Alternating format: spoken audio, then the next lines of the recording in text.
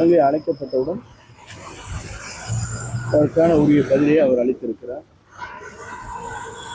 எங்களை பொறுத்தவரையிலும், தலைவரை பொறுத்தவரையிலும் முதலமைச்சர் என்பதற்காகத்தான் இத்தனை உயர் நிலையிலிருந்து, திரைப்படத்திலிருந்து அனைத்து விட்டு இன்றைக்கு வந்திருக்கிறார் என்று சொன்னால், அவர் மட்டும்தான் முதலமைச்சர் என்ற நிலையிலே தான் மக்களும் இருக்கிறார்கள், எல்லோரும் அதிலே இருக்கிறோம். மாபெரும் வெற்றி கிடைக்கும். நேற்று தினம் நீங்களும் எங்கள் ஊரில் பார்க்கும் தெரியும். இல்லை, அறிவித்தாங்க. நேற்றைய தினம் நான் ஊரில் இருந்தேன். ஒரு 3 இடத்துல முகாம் போனோம். ஆர்ப்பரித்து வருகிற மக்கள் வெள்ளத்தை பார்த்தேன். நான் இதுவரையிலும் அது மாதிரி பார்க்கல. புரட்சித் தலைவர் எம்ஜிஆர் காலத்தில் பார்த்தது போல, அம்மா முதல் இயக்கம் தோன்றியது போல இன்று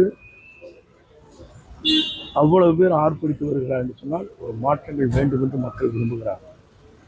காரணம், புதிதாக ஒருவர் தமிழ்நாட்டிலே வர வேண்டும், நல்லாட்சி தர வேண்டும் என்று மக்கள் விரும்புகிறார்கள்.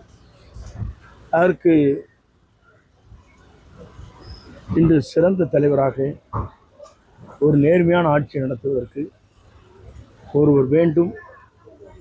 இந்த சட்ட ஒழுங்கு சரியாக இல்லை, பெண்கள் பாலியல் குற்றங்கள் நடைபெற்றுக் கொண்டிருக்கிறது.